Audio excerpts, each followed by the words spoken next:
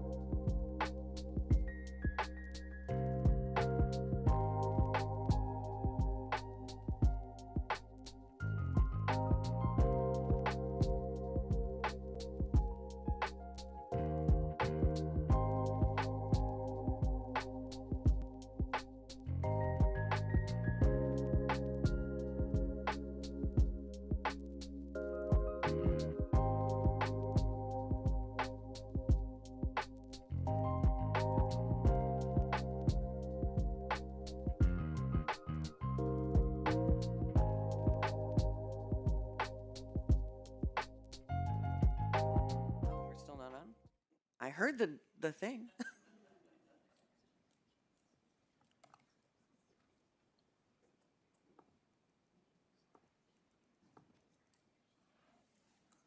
Okay. Good morning, everyone. We are back in open session, of which we will now adjourn and move into RAC. It's going to take a little bit to move into RAC, about 5-10 minutes, okay? So thank you. Open session adjourned. Let's play musical chairs.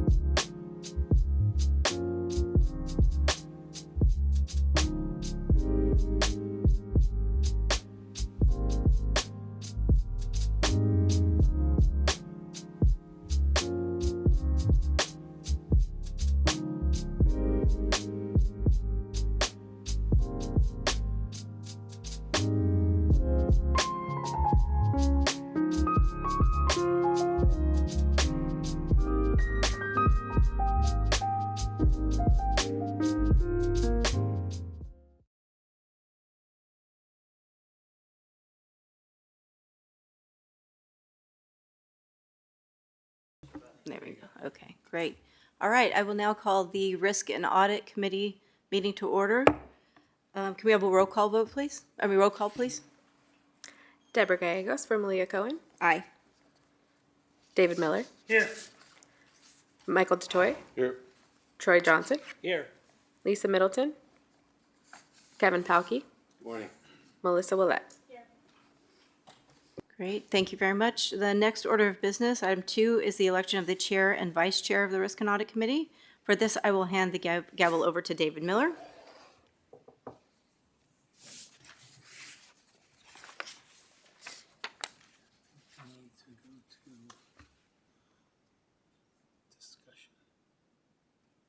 Delegates, no discussion. All right. Discussion. You gotta touch the little microphone. It's really finicky. There you go. Okay, thank you. Okay, I will now take nominations for Chair of the Risk and Audit Committee. And call on Troy Johnson. I nominate David Miller for chair. Okay, a nomination is made. Are there any other nominations? Are there any other nominations? Are there any other nominations? Hearing none, I have a motion to approve David Miller as chair. May we have a roll call vote, please? Okay. Oh, we can do verbal? Okay. All in favor? Aye. Any nays? Any abstentions? Okay, the motion passes. Congratulations, Mr. Miller. I will now pass it over to the chair. So, no, you're the chair now. Oh. So I guess I will continue, and I will now take nominations for the vice chair of the Risk and Audit Committee. And Mr. Palkey. Thank you. I'd like to nominate Mike DeToy. Okay, nomination is made. Are there any other nominations? Any other nominations? Finally, are there any other nominations? Hearing none, I have a motion to approve Mr. DeToy as chair, vice chair. Let's have a voice vote. So all in favor of the motion? Aye. Aye. Aye. Any nays? Any abstentions? Motion passes. Congratulations, Mr. DeToy. And now, I guess we will switch chairs and move on with the remainder of the Risk and Audit Committee meeting agenda.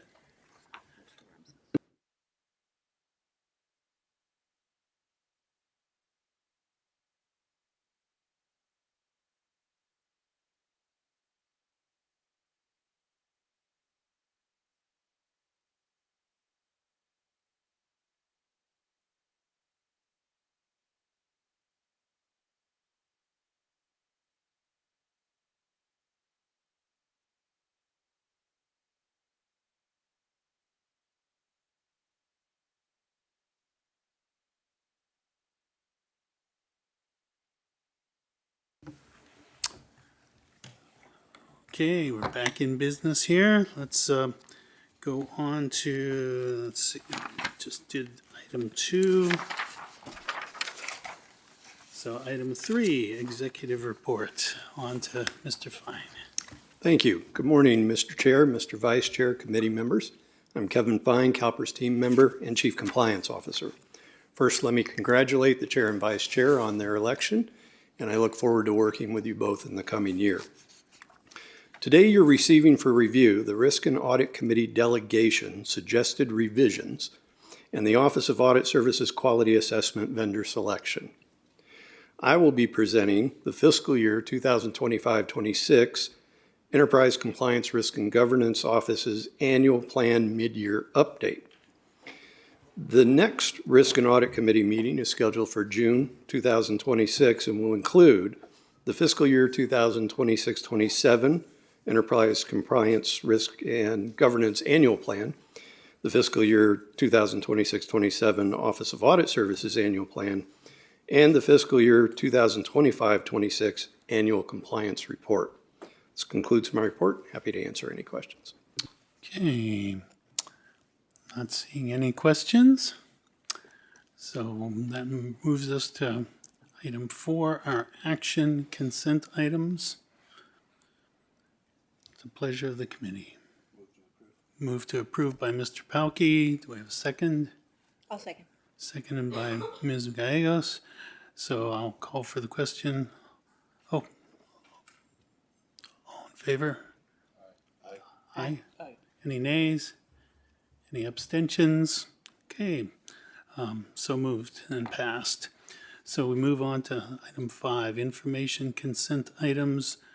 Any of these, anyone needs pulled? Okay, Mr. Palkey. Which one? All? Oh, Just 5C. okay, 5C.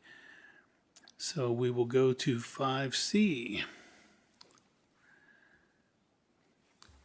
That's the Office of Audit Services Quarterly Status Report.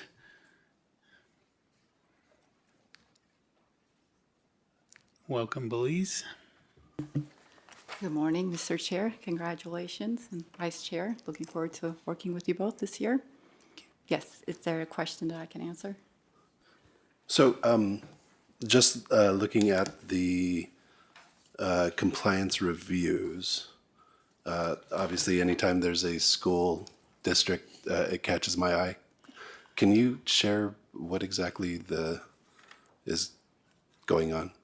Yes, if anyone from the program area is here with us, I would defer that question to them to answer. We present the information to the board members through the agenda items, but all of that information is fed to us through the program area that works with the employers in resolving those observations. So I'm hoping that they could just answer that question. There. Yeah. Which one? Belize, can you just go through the audit, like what your team discovered during the audit, and then have Kim respond to how business is working with the employer to correct those findings? So what was the scope of your audit? The scope, okay, the scope of the assignments for each cycle, we select in a compliance area, and then we reach out to the employers to notify them that we're gonna conduct the assignment for the scope of the assignment. And then we conduct the assignments, and then issue a draft report and then a final report. And once we issue the final report, we direct them to work with our program area to resolve those non-compliance areas. And then our program area works with them to address those issues, and then they issue a final determination.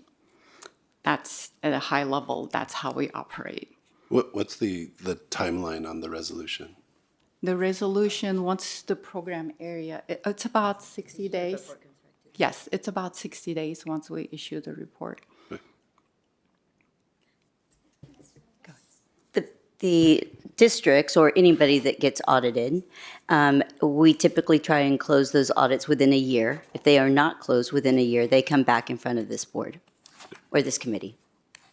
Great, thank you. Did that answer your questions, Mr. Palkey? Yes. Okay. Thank you. Okay, I think that takes us to item 6, our information agenda items. Oh, question? Oh, come to you, President Taylor. Thank you. Sorry. Kim, you might want to come back up. I'm not sure. So I'm just reading here, the employer implemented a golden handshake provision for the eligible miscellaneous members in the secretary position within the police department and recreation supervisor within the parks.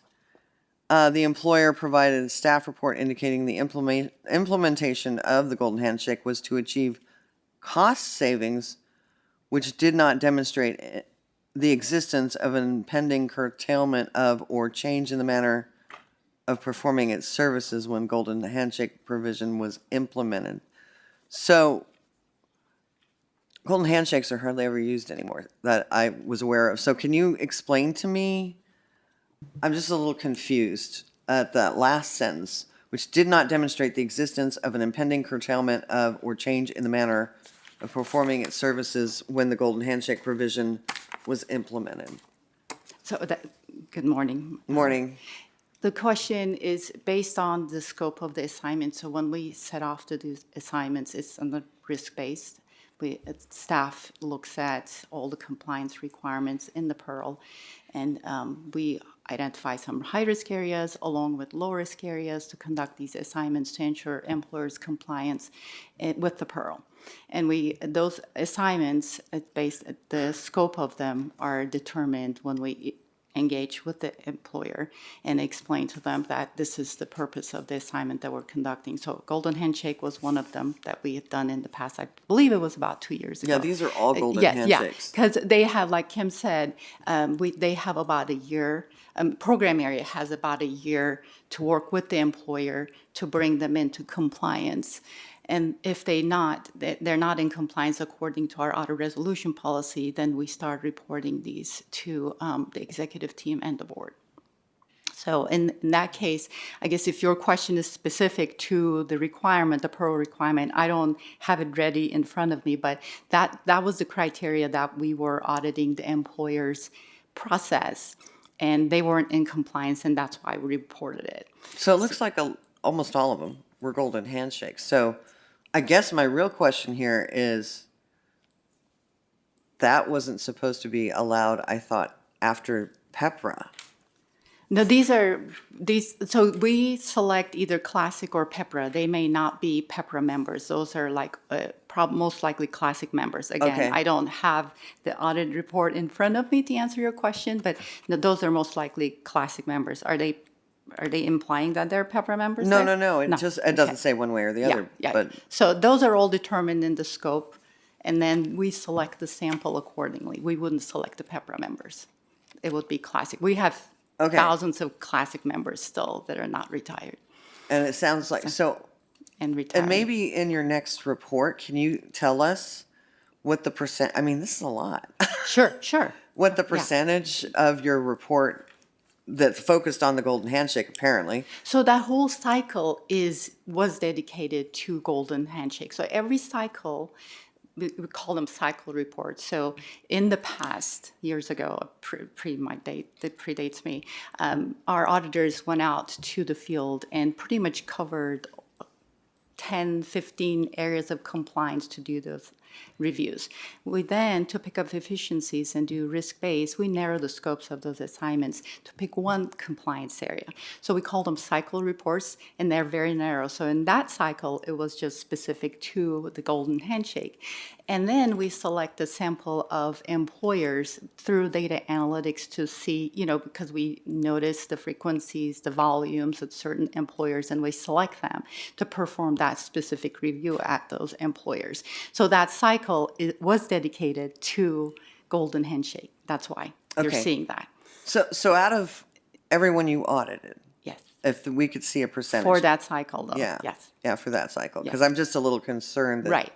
people No, are- it shouldn't be alarming. So it's just specific to that cycle. That's why you're seeing all that unresolved one over a year old. Got it. Specific. Yeah. Okay. Thank you very much. Yeah. Okay, seeing no more questions, so that moves us to information agenda items, item 6A.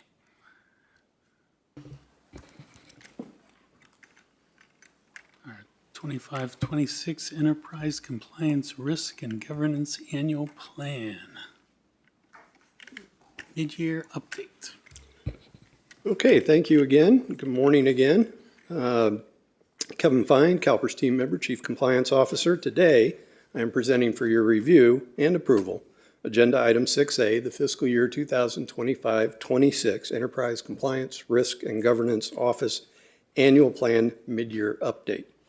I will highlight for you the initiatives we focused on during the first half of the current fiscal year and those which we will continue to put our effort into as we further mature the compliance and risk program and work through the enhancements outlined in the current annual plan previously shared with you all in June of 2025. Next slide, please. Our goal remains consistent with prior years to mature and strengthen our means for identifying, managing, and mitigating compliance and ethic risks across the organization with a focus on people, process, and technology. With regards to people, we have made great strides in building out and developing our compliance and risk teams and expect to be fully staffed in early 2026. It actually happened today. We have also enhanced our educational tools and resources to further our efforts toward a more risk-intelligent and effective workforce. As to our process, we continue to enhance and formalize several processes regarding risk identification and management, including building out our regulatory change identification process. We have also developed and strengthened several methodologies for providing conflict of interest oversight. Finally, in technology, we further developed our compliance and risk platform, refined data metrics, and made targeted enhancements to key governance tools. Next slide, please. I want to share some updates about our strategic priorities related to people as we move towards the second half of the current fiscal year. A key focus has been the growth of our ECRG team, and we have completed the successful recruitment of additional professionals with strong backgrounds in compliance and risk management. We are excited to deepen our roster of talented staff with unique perspectives and extensive industry experience to help us grow our program even more. We have also continued to upskill our staff by providing targeted trainings, offering opportunities for more engagement across the division, and fostering collaboration by partnering teams on multiple business initiatives. With the expansion of the risk and control self-assessment and issue management programs, we are further reinforcing risk management roles and accountability with our first line of defense partners across the organization, helping to educate their teams on their risk management responsibilities through increased awareness and engagement. In addition, our group is also responsible for assisting CalPERS team members with the most complex or specialized questions regarding outside business activities, gift receipts, Form 700 disclosures, and more. One of the most significant examples of us providing education and guidance to our first-line partners is our development of a group of our most knowledgeable and seasoned team members who can resolve escalated inquiries from staff across the organization. Finally, we are continuing our collaborative efforts across the group to broaden compliance and risk training opportunities for the entire organization. These initiatives are vital to the continued success of our program. Next slide, please. Moving on to this year's focus on process, several additional process enhancements have been made over the first half of the fiscal year. We have continued to expand upon our risk and control self-assessment process, strengthening risk and control measures, and developing thorough guidelines. The team has also continued to craft a more formalized regulatory change management process, clarifying roles and responsibilities, expanding monitoring to include more legislative and regulatory resources. And in our continued effort to monitor and address potential conflicts of interest, we made further improvements to our personal trading, reporting metrics, and third-party agreement conflict check process. Next slide, please. In closing, I'd like to briefly touch on our continued focus on leveraging technology as part of our strategic roadmap. We have made meaningful progress with integrating new tools and enhancing our data analysis and reporting capabilities. We have also built upon existing technology and resources, including establishing MCO as our book of record to retain advice and guidance, address emerging risks, and identifying trends. Additionally, we have introduced several updates to our data and dashboards to strengthen issue tracking and monitoring. These improvements give us greater visibility of trends and enable our team to supply advice and guidance across the enterprise. An example includes the development of improved metrics for our Form 700 monitoring dashboard. These enhanced data points allow our team to deliver continuous oversight and issue management for filers across the organization. That concludes my updates for the mid-year 2025-26 plan. I'm happy to answer any questions. I'm seeing no requests to speak, and just very encouraged by everything, the progress, these initiatives and efforts, and just continue the fine work and extend our appreciation to the team for all the progress. And just actually, things are coming along even faster than, frankly, than I expected. So Thank you. Very, very good, encouraging. Thank you. Okay, I've got Kevin Polkey. Thank you. On the technology upgrades, are we finding newer technologies that are the teams can utilize, or are we just taking the platforms in which we already have and sort of making those even better? It's the latter. It's the existing new system that we brought in about 3.5, 4 years ago. We continue to enhance it, expand its use, apply it to other parts of the programs that we're trying to establish. So we're getting more and more efficient and effective by expanding the use of that platform. Great, thank you. Thank you. Okay, I think that does it. So I think that brings us to summary of committee direction. I will take as direction. You're passing along your compliments to the rest of the team, and thank you on their behalf. You bet. Okay. I don't think we have any requests for public comment. So at this point, we will go to closed session.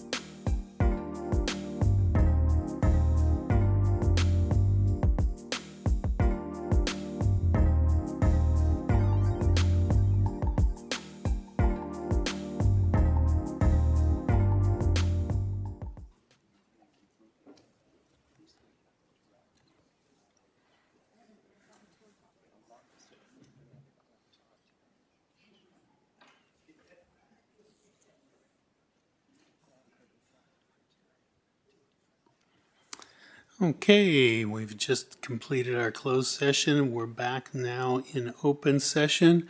And with no objections, we will adjourn this meeting of the Risk and Audit Committee. Okay, we're adjourned and we'll be starting again in, what, 10 minutes? Okay, we'll be back.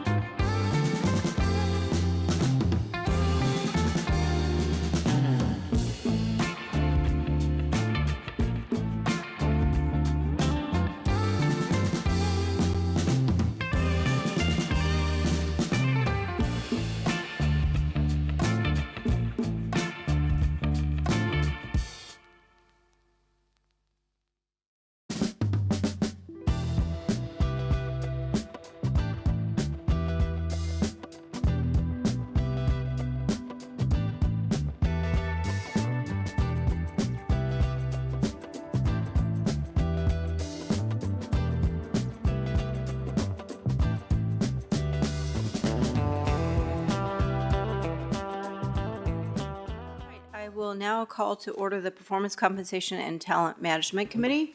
May I have a roll call, please? Deborah Gallegos for Malia Cohen. Here. Michael DeToy. Here. Monica Erickson. Here. Troy Johnson. Here. Lisa Middleton. Present. Kevin Palkey. Good morning. Teresa Taylor. Great, thank you. Item number 2, the next order of business is the election of Chair and Vice Chair of the Performance Compensation and Talent Management Committee. For this, I will hand the gavel over to Teresa Taylor. Effective. There you go. Thank you. Thank you. I will now take nominations for the Chair of the Performance Compensation and Talent Management Committee. It looks like Lisa. Okay, go ahead. Yes, I'd like to nominate Kevin Palkey to be chair. All right. Are there any other, Kelvin Palkey has been nominated for chair. Are there any other nominations? Any other nominations? Any other nominations? I have a motion to approve the name of the Kevin Palkey as chair. And please do a roll call vote. Deborah Gallegos. Aye. Michael DeToy. Aye. Monica Erickson. Troy Johnson. Aye. Lisa Middleton. Aye. Kevin Palkey. Aye. Teresa Taylor. Aye. Motion passes. So now I will pass it over to the chair, Kevin, to take nominations.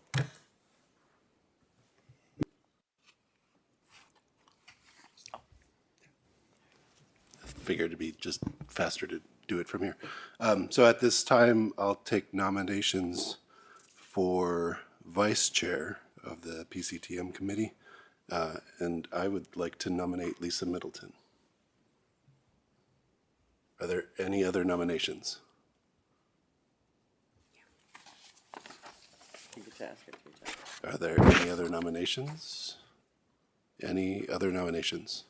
Seeing none, can we do a roll call vote?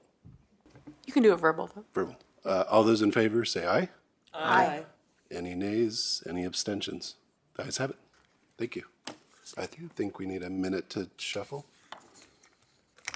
Yeah.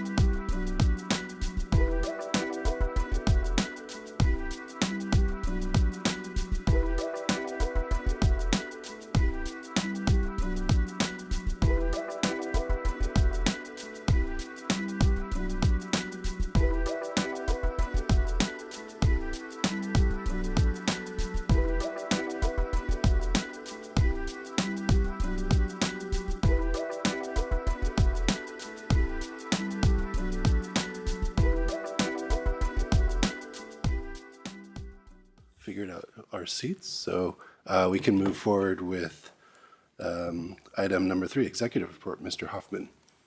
Good morning. Members of the committee, Doug Hoffner, CalPERS team member. Congratulations to the chair and vice chair. Looking forward to working with all of you this year. Today we have just a few items, both in open and closed session. Item 4D presents the biennial review of the Performance and Compensation and Talent Management Committee delegation for resolution.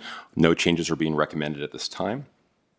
Item 4E presents revisions to the board's compensation policy for exec and investment management positions to ensure compliance with Assembly Bill 692, which went into effect January 1 of 2026. The compensation policy includes a recruitment differential to attract and retain executives and investment management professionals, with repayment required if the employee leaves within 2 years. AB Assembly Bill 692 introduces new requirements regarding repayment. Details of the specifics changes are provided in the company materials. So this is basically action consent to comply with law. And then we have in closed session you will receive the CEO's mid-year report. That'll cover the July 1 through December 31st, 2025 period of time required by policy. At this time, this concludes my report for today. Happy to take questions. Oh. Okay. Ms. Taylor. Just real quick, Doug, the revision to the board's compensation policy under Bill 692, I like the idea of clawing back any bonuses and stuff like that, but so for example, say we find out something a year later that we didn't see in our vetting process, and we've asked them to resign. Does it still fall under that law? I mean, especially if we didn't know. Hello, Ms. Taylor. I'm happy to respond to that question. So the policy current contemplates a resignation or a disciplinary departure. So that would fall under disciplinary. Right, Okay. right, yes. All right. Thank you very much.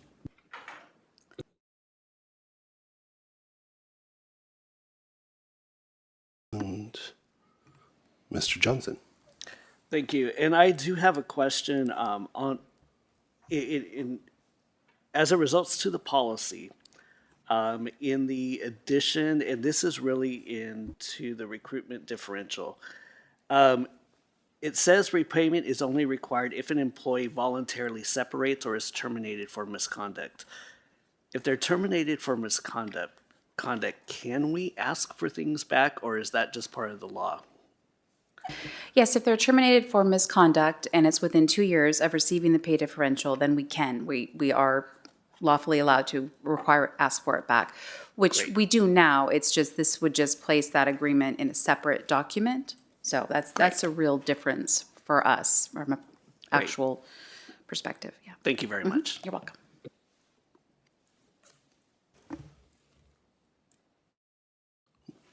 Great. I don't see any other questions. Thank you, Mr. Hoffner. Next up, we have action consent items. What is the pleasure of the board or the committee? I have a move approval from Ms. Middleton and a second from Ms. Taylor. All those in favor say aye. Aye. Any opposed? Any abstentions? Ayes have it. Thank you. I did not receive anything from to poll as far as information consent items, which moves us into summary of committee direction. Is that right? We have closed session. So, yeah, there's nothing else in terms of summary at this point.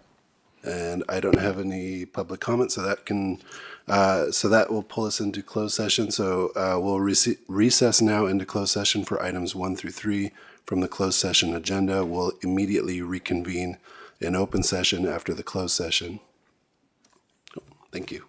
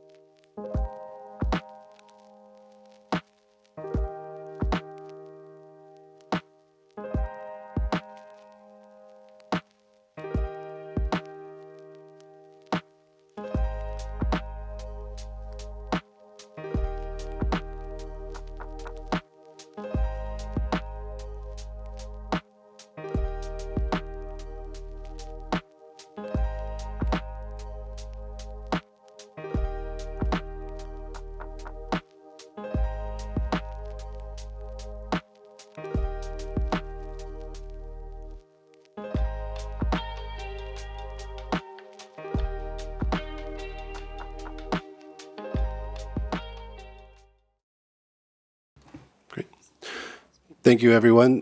We are back in open session, and this adjourns our PCTM meeting. We will convene Finance and Administration Committee in 10 minutes?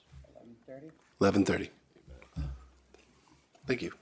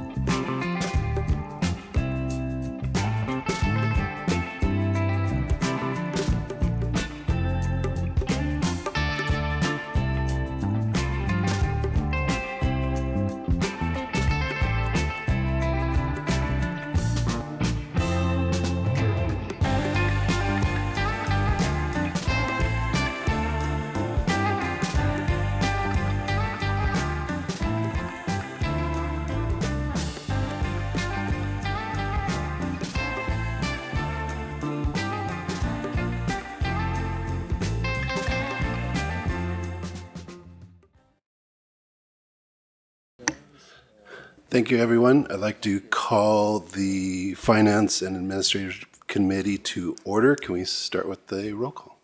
Kevin Palkey, Good morning. Melissa Willett, Michael DeToy, Here. Lisa Middleton, Present. David Miller, Here. Ramon Rubacava, Present. Yvonne Walker. Great. So the next order of business is the election of the chair and vice chair of the Finance and Administration Committee. And for this, I'll hand the gavel over to Melissa Willett. Oh, yes. And turn on your mic. Thank you. Thank you, committee. I will now take nominations for chair of the Finance and Administration Committee. Kevin Palkey. I would like to nominate Lisa Middleton. The nomination is made for Lisa Middleton. Are there any other nominations? Are there any other nominations? Are there any other nominations? And seeing none, I have a nomination to approve Lisa Middleton as Chair of Finance and Administration. Please do the roll call vote. Melissa Willett, Yes. Michael DeToy, Aye. Lisa Middleton, Aye. David Miller, Aye. Ramon Rubacava, Aye. Yvonne Walker, Kevin Palkey. Aye. The motion does pass. Congratulations. I will now pass it over to Lisa Middleton to chair the meeting.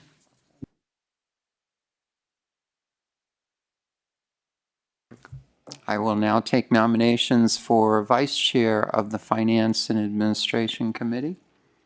And I would like to nominate David Miller.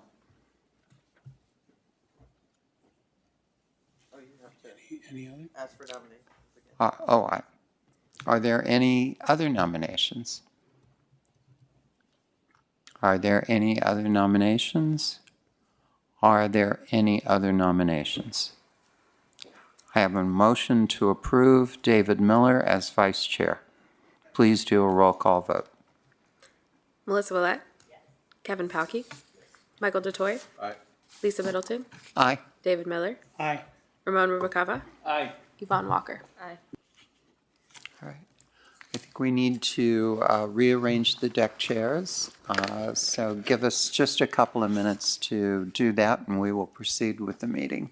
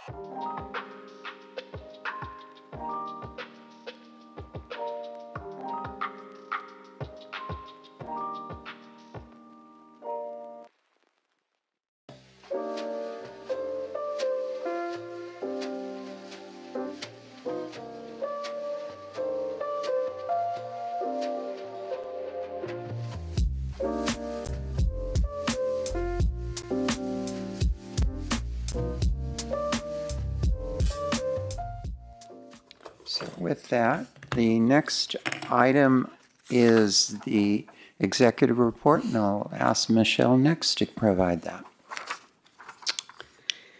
Good morning, Madam Chair and committee members. Michelle Nix, CalPERS team member. First, let me congratulate you, Lisa and David, on your election to chair and vice chair. I would like to report that as of February 1st, 2026, the California Employers Pension Pre-Funding Trust, we also call it the CEPT, the balance is $356.3 million with 104 contracted employers.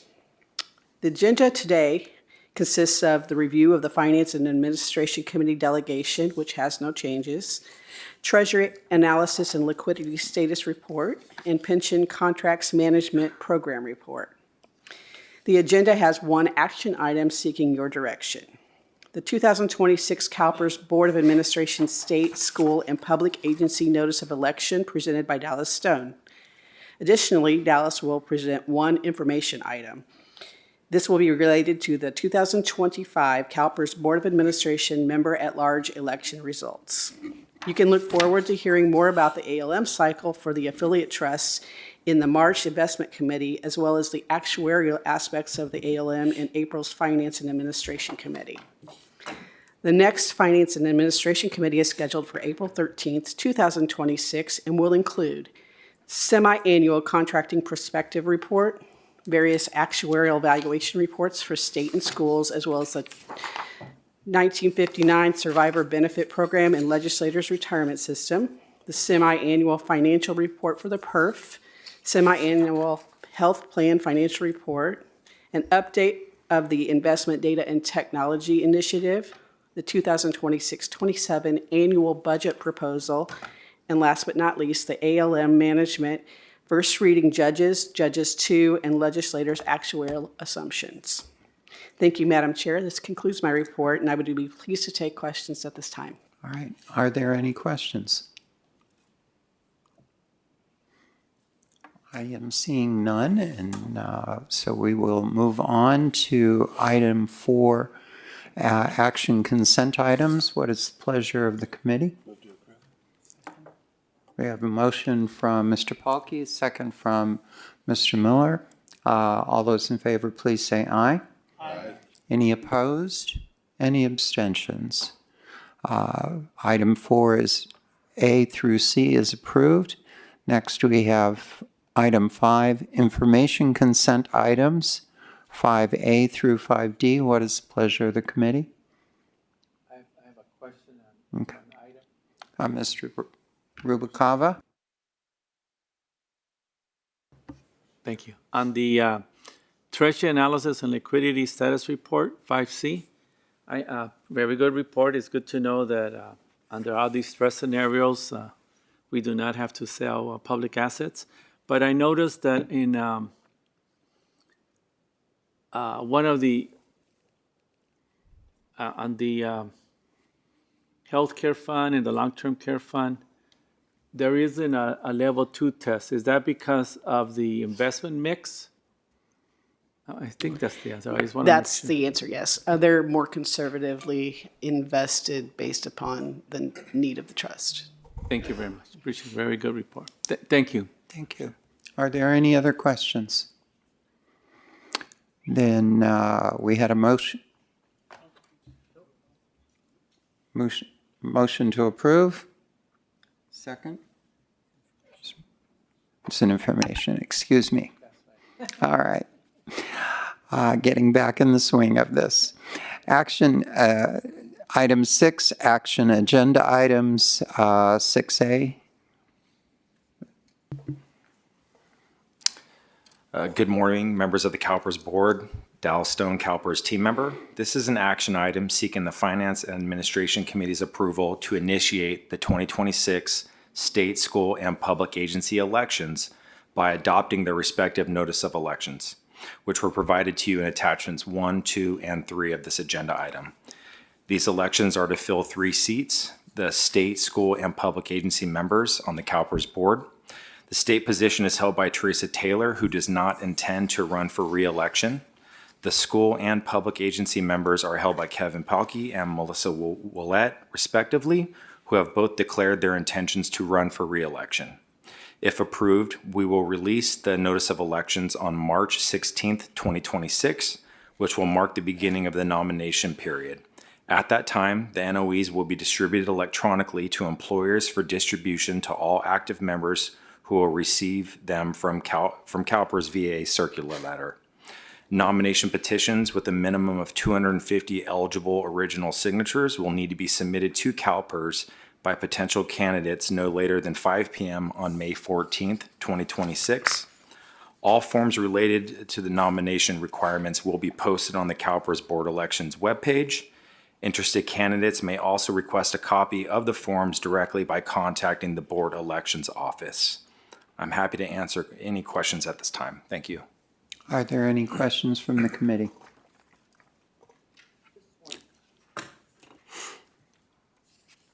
Ms. Taylor? All right, thank you. So March 16th, you're releasing the notice and the petitions and everything else, and it's due May 14th? That seems like a long time. I don't remember it being that long. It could just be me. Yeah, we typically give a month or 2 months for folks to collect signatures. So yeah, that's our typical 2 months runtime. to collect signatures. The election is the 1 month thing, right? I think. The election is 1 month, correct, which starts in the fall. I just didn't remember that. All right, thank you. You're welcome. Mr. Pocky? Thank you, Madam Chair. Out of respect for us being fourth in transparency worldwide, I'm going to abstain my vote from this action item. All right, thank you. Thank you. Any other questions? Okay. We will call for the question. Is there a motion to approve? Mr. Rubalcava, second Mr. Miller. Roll call, please. David Miller. Aye. Michael DeToy. Aye. Kevin Pauky. Abstain. Melissa Willette. Abstain. Ramon Rubalcava. Aye. Yvonne Walker. Aye. Motion is approved, and we look forward to this election and for your updates. And thank our members who are attempting to return to this board, and we want to thank President Taylor for her incredible work over a number of years. With that, we move to information agenda item 7. Mr. Stone? Yep. Good morning, members of the CalPERS board. Dallas Stone, CalPERS team member. This is an information item on the results of the 2025 member-at-large election. There were 2 seats available for this election. The position A seat was decided by a majority vote in the primary election, and David Miller was re-elected with 53.93% of the votes. The position B seat was decided by majority vote in the primary election, and Troy Johnson was elected with 52.25% of the votes. Congratulations to Mr. Miller and Mr. Johnson. The following is a summary of the results. The term of office for the elected board members is January 16th, 2026 through January 15th, 2030. Voter turnout for the election was 8.88%. We continue to partner with the Office of Public Affairs and Stakeholder Relations in an effort to increase voter engagement and participation. Some of those outreach efforts included candidate statement videos, toolkits for the employers, spotlight ads, banners on Inside CalPERS, press releases, social media via Facebook, X, and LinkedIn messages, hosting a candidate forum held in person and live streamed and placing on the CalPERS website for future viewing. Attachment 1 provides a breakdown on voter participation demographics, including age group, gender, participation by voting method, and the top 10 cities that voted. There were a total of over 1.6 million members and retirees eligible to vote in this election. A total of 147,848 total votes were received based on all valid and invalid votes submitted through all voting channels. Voter participation by voting stream in this election was as follows. Mail-in votes made up 70.61% of the total. Online votes made up 25.46%. Telephone voting made up 3.93%. When looking at participation by member type, retired members made up 75% of the total votes who participated. School members made up 9.89%, followed by state members at 8.18% and public agency members at 6.93%. Attachment 2 provides a breakdown on voter outreach statistics for this election. The candidate forum attracted approximately 65 in-person attendees, 466 live stream views, and 4,757 YouTube replays. Candidates received between 3,000 and 14,000 views of their candidate statement recordings. And there were a total of 45 social media posts and 6 news releases. 8,185 eligible voters retrieved their PIN using the online recovery tool. Attachment 3 provides a cost summary of this election. The total cost to conduct this election was approximately $4 million. The cost per eligible voter was approximately $2.41. This concludes my presentation. I'm happy to answer any questions you may have at this time. Thank you. Are there any questions for Mr. Stone?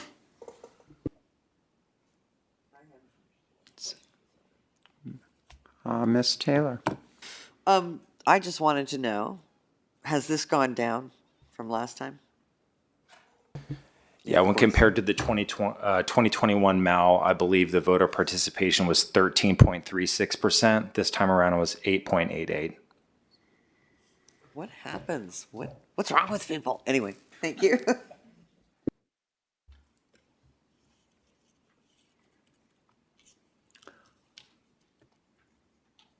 Mr. Stone, are there strategies and that you think we should be considering employing that we have not previously employed to increase voter turnout?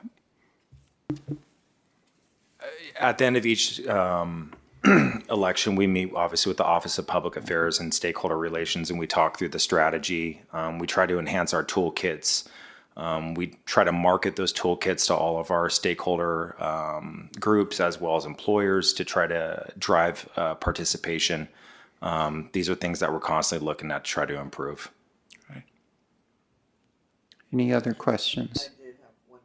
Okay, President Taylor. First, I found a typo. There's under, what is this?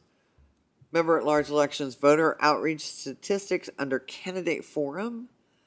There's 4,7575. I don't think that's a number.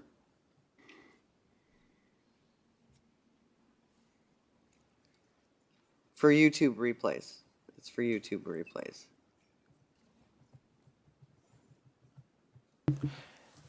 That's our mistake. I just Yeah, wanted my apologies. Yeah, no, I just wanted to make sure we corrected that. And Yep. then I just want to say, it looks like we had a lot of engagement that we tried to do. That's what some of these stats talk about. Social media posts, etc., board election webpage. I know when I was still at work, they were not telling us about the CalPERS board elections. And if it was maybe on our FTB net somewhere in the middle of it, and people, you get to work, you're not looking at FTB net, and I don't know if we can make employers be a little more pushy about that. I do know that our work as trustees is to work with our members and make sure they know. We have to try to do better too. So I would just comment that in years past, our team has actually ran reports on the 20 largest employer types for state, schools, and public agency. We've personally reached out to each of those employers and talked to their comms staff to partner directly with them, forward them our toolkits for marketing the elections. And even when we did do that, trying to put that personal touch and partner with each of those employers, we didn't seem to kind of move the needle in terms of participation, but I agree. yeah, no, I don't see it. I remember I've asked recently some people that still are, online and stuff, and yeah, they're not seeing it either. So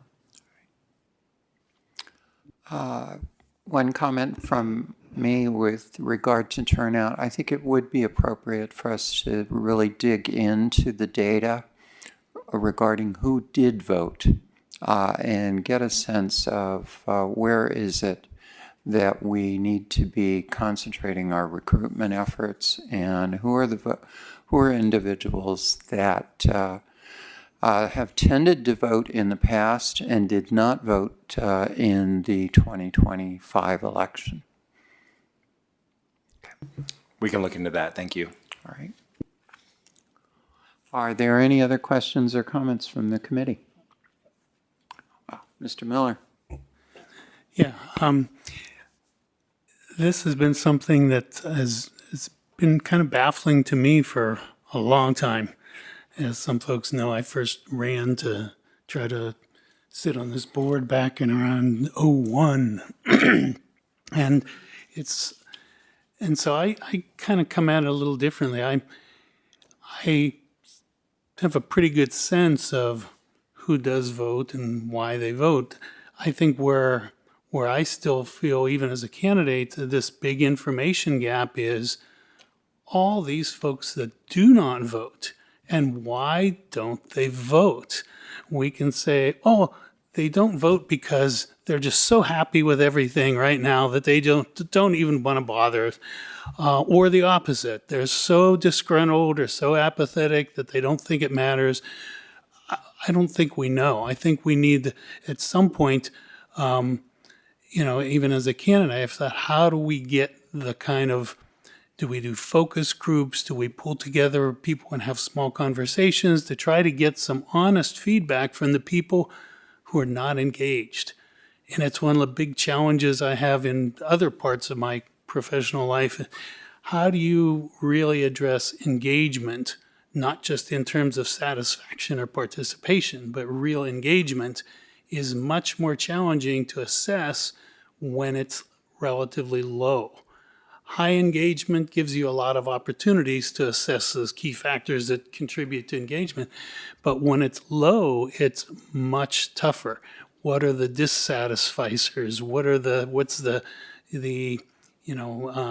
aggravation index? What are those factors that lead someone to sit an election out?